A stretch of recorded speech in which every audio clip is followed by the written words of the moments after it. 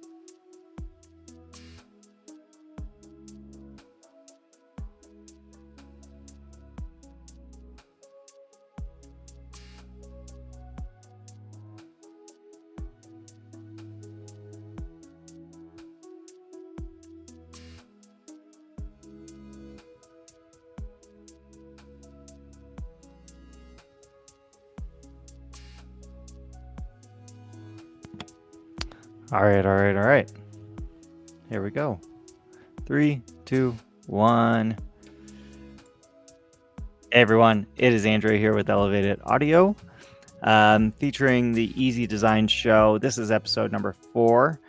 We have been doing this for the since December 1st. We're trying to do 5 shows a week. So please, if you're interested in getting expert advice for your vehicle, please send in a questionnaire. It's on our website. The link's in the bio, or it's on the video description. Wherever you're watching this right now, it is pretty accessible. So click on that. You'll be featured on the show. Today is the first show that we're actually going to be doing without the guest on the show.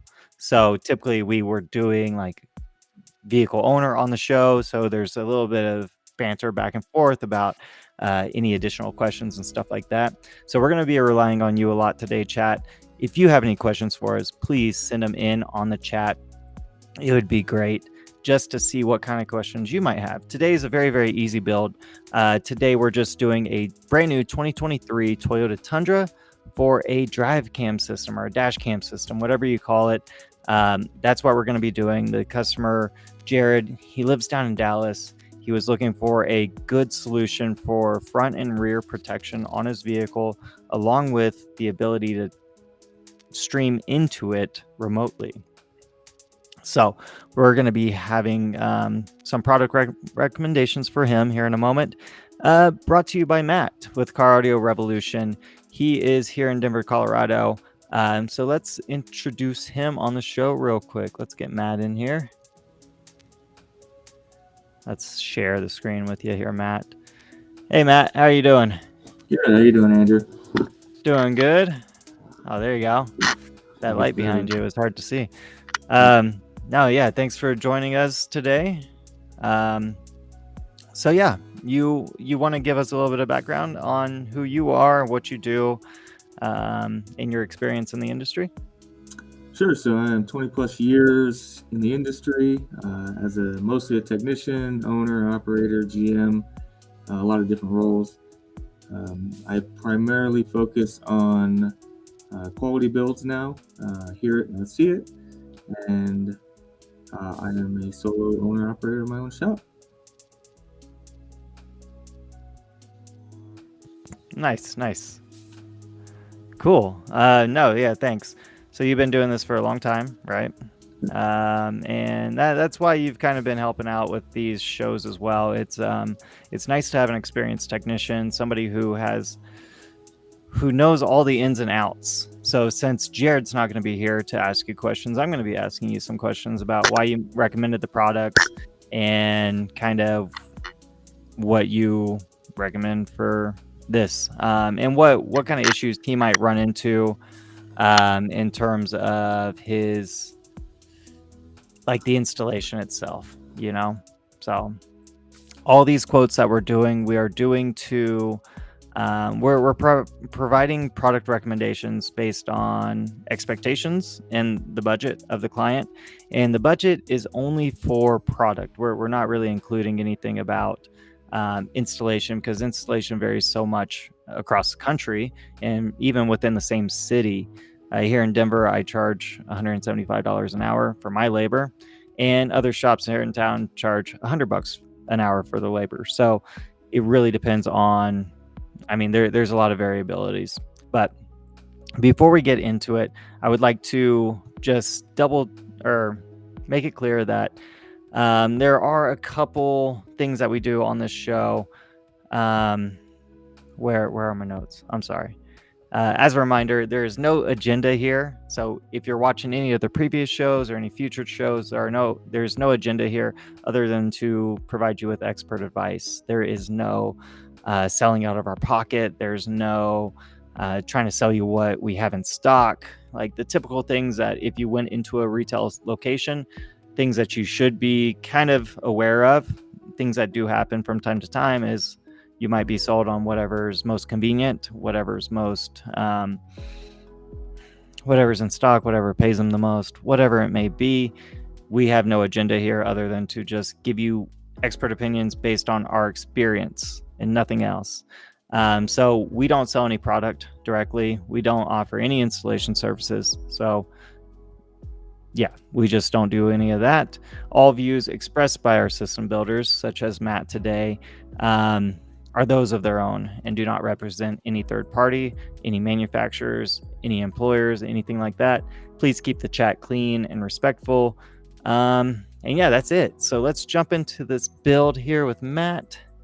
And yeah, let's jump in. Bam. There we go. All right, Matt. So just another recap. We have Jared over in Dallas. He has this brand new 2023 Toyota Tundra.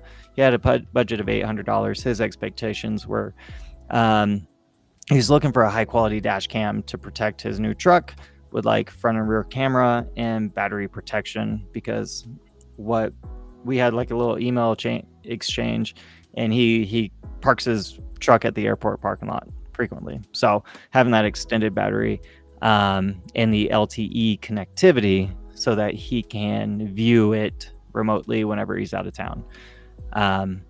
So yeah, I'll turn it over to you, Matt. Yeah, so in full transparency, the camera I picked out is actually a brand I personally use, but there's a reason I use it. It's a good indication of the quality if I'm willing to put it in my own vehicle. So obviously a new vehicle wants to be able to record everything high definition. So the camera system I chose has a few unique features. One, it is a 4K front camera system, and the rear is also a 1080p camera.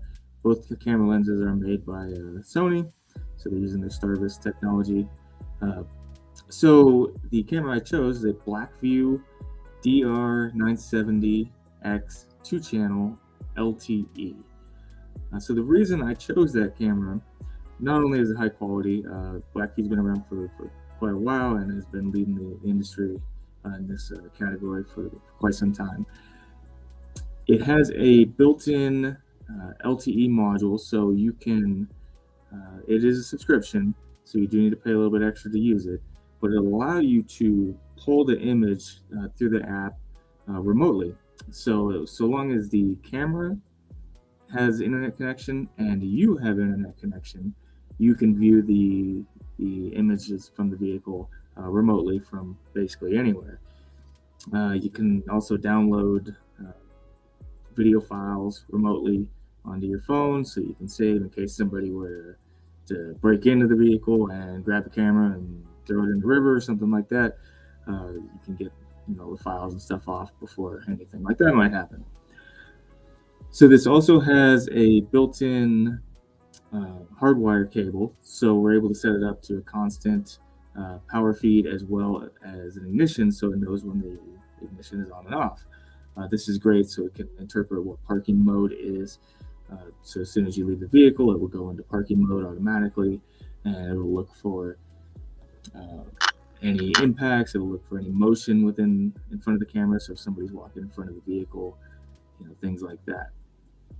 So generally, it doesn't, by itself, it doesn't drain the battery all that quickly. It'll be kind of active in the background, and you can typically leave it for quite some time without worrying about drawing down the main battery. However, if you're going to be on super long trips, especially at the airport where this gentleman is going to leave it, you might want to think about adding on a external battery that Blackview makes. In this particular case, I selected the Ultra portable. Let's see the actual name here. So it's the B130X Power Magic Ultra Battery Pack, and it's meant to be hidden away so that it can supply power to the camera system even if the vehicle's main battery has been depleted. In case somebody kept walking in front of the camera 1,000 times while you're on a month-long trip, this will ensure that we get the most out of the most length period we possibly can while you're away from the vehicle. Typically, it does depend on which camera system is attached to it, but you're generally going to get about 18, 19 hours of additional time, up to, I believe, 30 hours of additional battery life. Like I said, generally speaking, though, it's not absolutely necessary. This is more of a specific application where you're going to leave the vehicle parked, in this case, at the airport, but wherever for extended periods of time. That way you have a little bit more reassurance that it's not going to draw the battery down in case you accidentally park the vehicle in a high traffic area where people are just continually walking right by it and it's recording videos.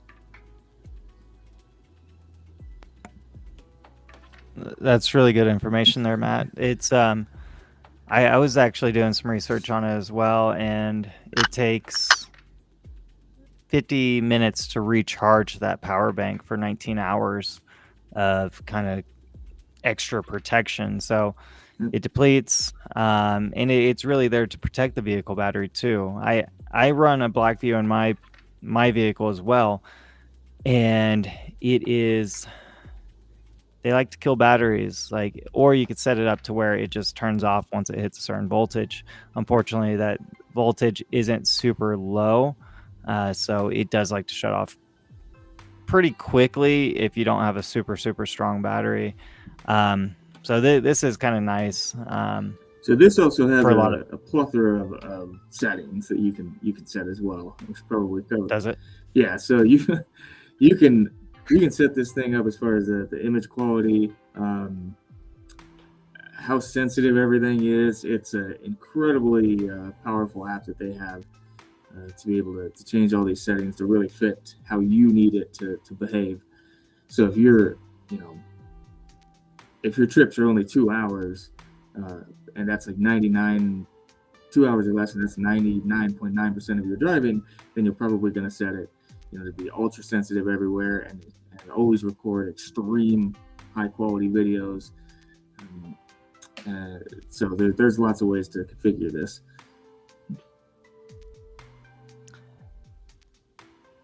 Yeah, and there was a question I thought of earlier, and I meant to write it down, but I did not. So I will try to remember. Oh, you were talking about the monthly fee for the LTE. I was wondering what that is for our viewers currently. And remember, it's December 18th, 2023. So this might change by the time you watch this video. I So should probably know exactly what it is because I do pay for it, but I believe it's low enough that it's pretty insignificant.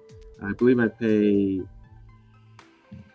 $15 a month, and the way it's structured, uh, it's kind of interesting. So they use a SIM card in there, so you basically have to attach it to a plan. The cheapest and simplest way to make it work is to attach it to cellular plan that you already have. So in my case, T-Mobile. So I just went into T-Mobile and said I need a SIM card for a hotspot because it actually doubles as a hotspot, and that's the best way to go in case you buy one of these online and you're trying to set it up. Um, just go in and let them know you have your own hotspot and you need a SIM card for it, and nothing else. Stop. don't try to explain to them what it is for a dash cam because they're gonna get super confused. But I believe I remember when you set that up, it was super long and drawn out. yes, it was a process, and I kind of figured out how to streamline it for my customers. But that's the best way to go about it. Is it's a 1 or 2 gig data plan for a hotspot you already have, and it typically comes out to be about $15 or so a month. Yeah, and I'm looking at the pricing on their website now, and I think you might be getting overcharged. So Jared, when you watch this video, it looks like the light plan is $4. Obviously, you get limited live views per day, but you still get unlimited playback. And then we have the next one up, which is $8 a month. It's unlimited live view, more cloud storage. So I think what Matt's talking about, Matt has the $16 a month plan, and that gives them drive reports, 90-day GPS logs, which if we may discuss this, like the drive reports, how has that been handy in the past, Matt? Not which feature is that specifically? Drive report. The drive report, so you can you know if somebody actually drives your vehicle or not when you're not around it. Oh yeah. So, well, I'm gonna answer that question, but first, what I'm gonna address is there's actually 2 subscription plans technically. There's the one that you pay to your carrier. Oh really? T-Mobile, oh yeah, AT&T, and that one is that's what the SIM card and the LT module is connected to. So that's going to be more carrier dependent. That's carrier dependent. I believe right now that they're working on support for Verizon. They have support for AT&T and T-Mobile.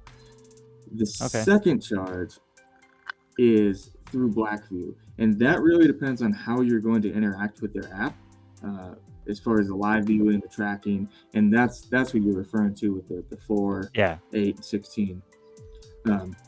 So there's actually 2 subscriptions. They're relatively inexpensive compared to everything else in the world, but it is 2 different charges for that.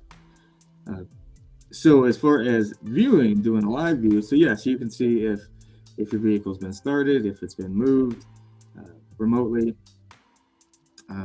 This is incredibly useful when you're ensuring that technicians and service centers and everything are being truthful and reporting back to you accurately.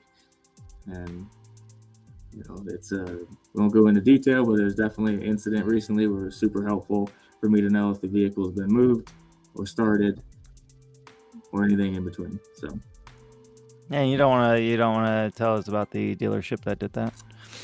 I'll leave them out of it, even though Matt has some integrity.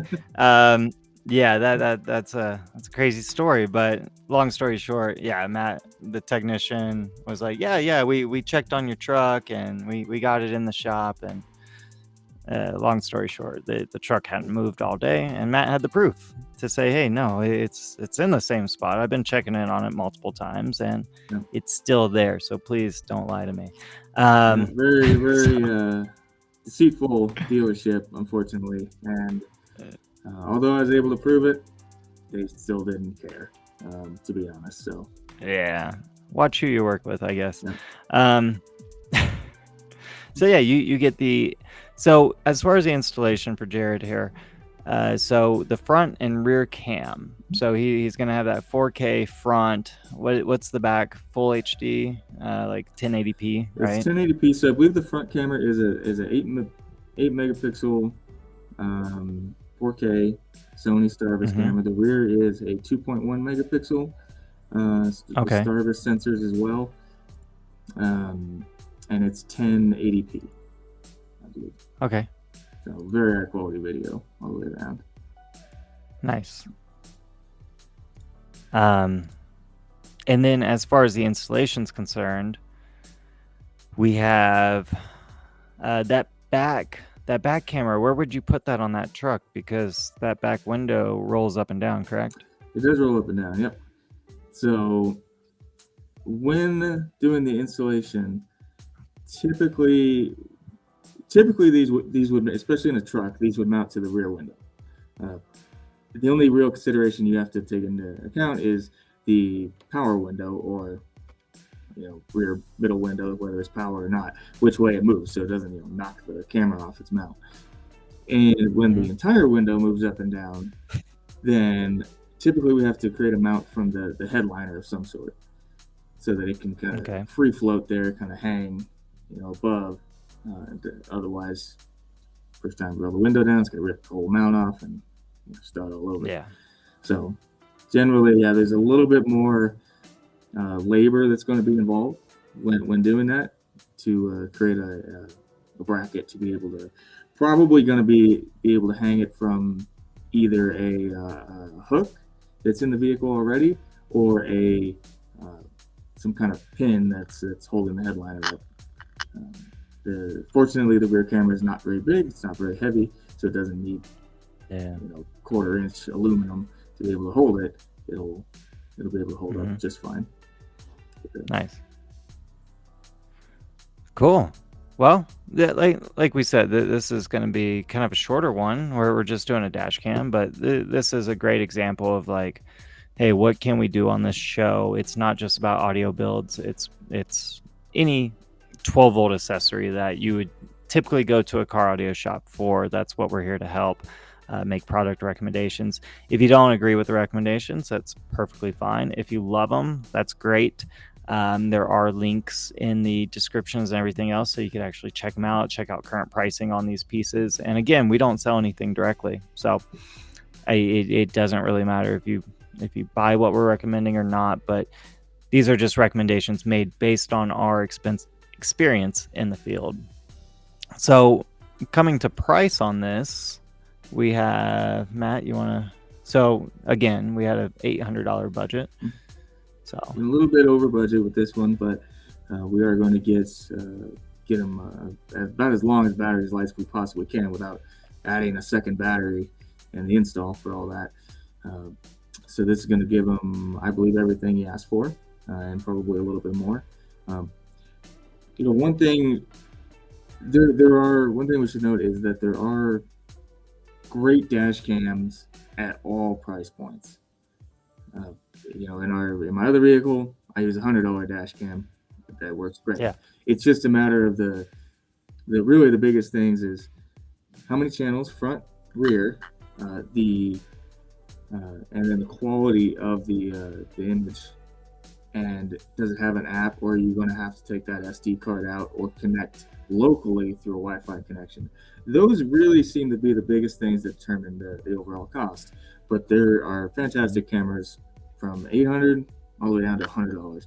So, but the main thing is protect yourself. Get yourself a dash cam. There's no confusion when you get in an accident or something weird happens. It's very, very, very important. It saved me a couple times, and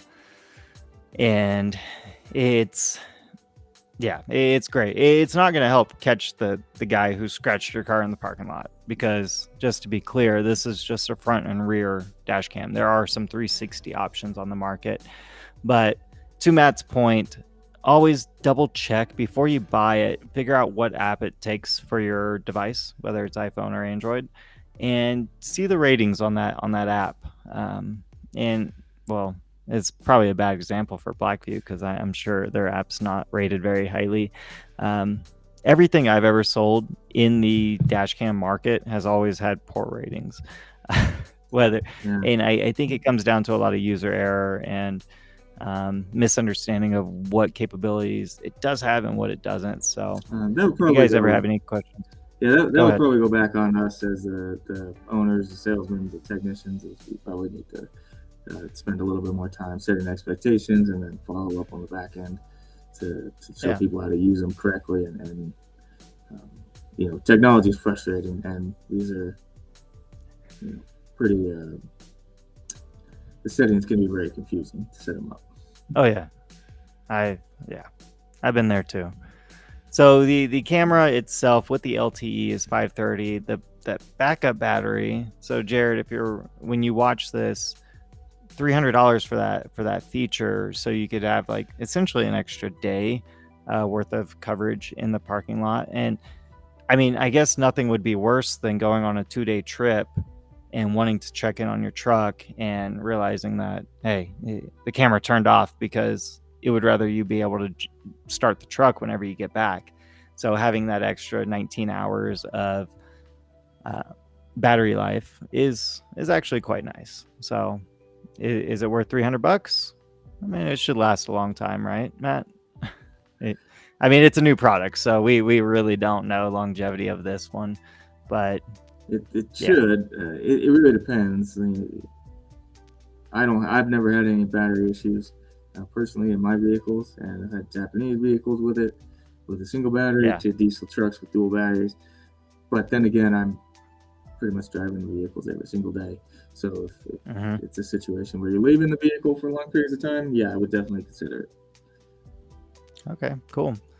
Well, we'd like to thank Jared for sending this in to us. We do have a couple more shows this week. I believe we're going to have a Tesla. We're going to have another car as well. So please tune in for those a little bit later. And thank you, Matt, for your expert opinions and recommendations on the product based on your experience in this industry. Thank you. So thank you, Jared, for submitting. I will let you go, Matt. Yeah. All right, Matt, you have a great evening. Right. Thanks for joining. Thanks. Bye, guys. See ya. All right, everyone. So that has been episode 4 of Easy Design. In a recap, we did a 2024 Toyota Tundra for a dash cam system. We recommended the Blackview DR970 2-channel LTE system because Jared has this brand new truck, but he still parks it at the airport quite frequently. So having that protection, the LTE, to be able to tune in, it is a monthly fee, just so everyone knows. Again, you had to pay your cell phone carrier and Blackview for that ability to jump in. So there are multiple plans for that. But that camera is $530 currently on Amazon. We also have the Blackview Power Magic Ultra Battery Pack. And that's going to give them an additional up to 19 hours of ability to tune in and check out what's going on with this truck while he's out of town, while it's parked there in the airport parking lot. So anyways, if you want to have your vehicle featured, please go to the website elevatedaudioinc.com/easy, submit the questionnaire. That way we could feature your car. If you'd like to be a live guest on the show, that would be amazing. We love live guests. And we just really appreciate you all for tuning in, for you to help us out with the show, and everything else. Sorry, I was trying to mess with the cameras here. I got sidetracked. So thanks again for tuning in. I hope everyone has a great night, and we'll see you on the next episode. Thank you.